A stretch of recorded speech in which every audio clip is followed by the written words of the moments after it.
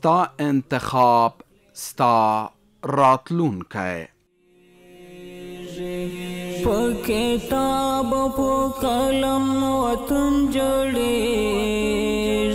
علم د اسلامی امت قوت دی. علم هغه رڼا ده چې د جهالت تیارې او بدبختۍ له منځه وړي. تاریخ شاهد دی چې هر قوم د علم په برکت لوړ شوی او هر غورځېدلی او پرځېدلی ملت د ناپوهۍ له درده ژاړي. دا مستند د علم او پوهې د ارزښت څراغ بلوي څو وښیي چې زموږ نجات، پرمختګ او خپلواکي یوازې د زده کړې، تفکر او تحقیق په مسیر کې موندل کیږي.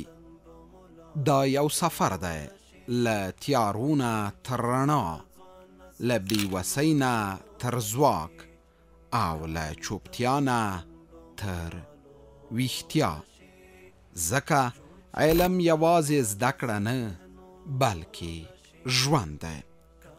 په امتونو کې هغه وخت بدلون راځي چې ذهنونه بدلون ته چمتو شي او ذهن هغه مهال روښانه کیږي چې د علم څراغ ورته ولګول شي.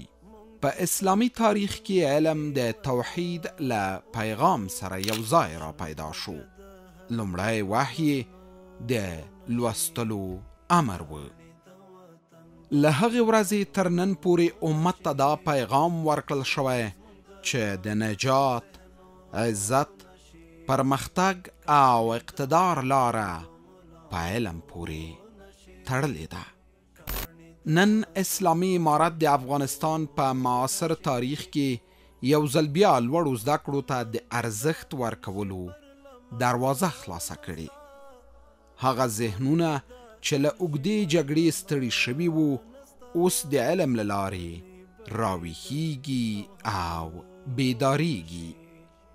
اوس مهال په ټول هېواد کې له 150 زیاتو امارتي او خصوصي پوهنتونونو او 8 دینی جامعاتو کې له 200 زرو زیات محصلین او فاضلان په زده کړو بوخت دي. لوړو زده کړو ادارې هڅه کوي اوسنی نسل د علم او پوهې په ګاڼه سمبال او مسلکي کړي. نو ښوونکي او کورنۍ دې د زده کوونکو مورال لوړ کړي او د رشتې په انتخاب کې دې د دوی ذهنیت داسې جوړ کړي چې هره رشته د ټولنې اړتیا ده او زده کوونکي کولی شي چې خپله راتلونکې پرې روښانه کړي.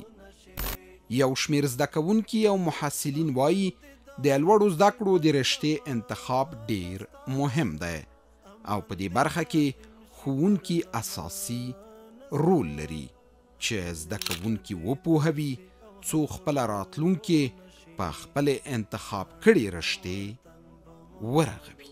اساتید باید شاگردا را در هنگام رشد استعدادهایشان باید همکاری کنند، ابتدا استعدادهایشان را کشف کنند، بعد از او در راستای انکشاف استعدادهایشان اساتید باید خیلی امراشان کمک کنند. مونږ محترم ښوونکي تل مونږ ته دا ښې ویناوې راکوي چې ته چې په چیش پوهېږې هغه ووایه، یعنې هر چیز ته لاس مه اچوه بیا مطلب بیا نه ورته رسېږې هم.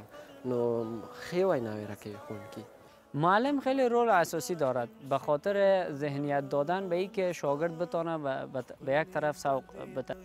د ښوونځي ځینې ښوونکي باور لري چې د ښوونځي په مهال ښوونکي باید زده کوونکو سره د رشتې په انتخاب کې مرسته وکړي ځکه دوی پوهیږي چې کوم زده کوونکی د کومې رشتې وړتیا او علاقه ورسره لري.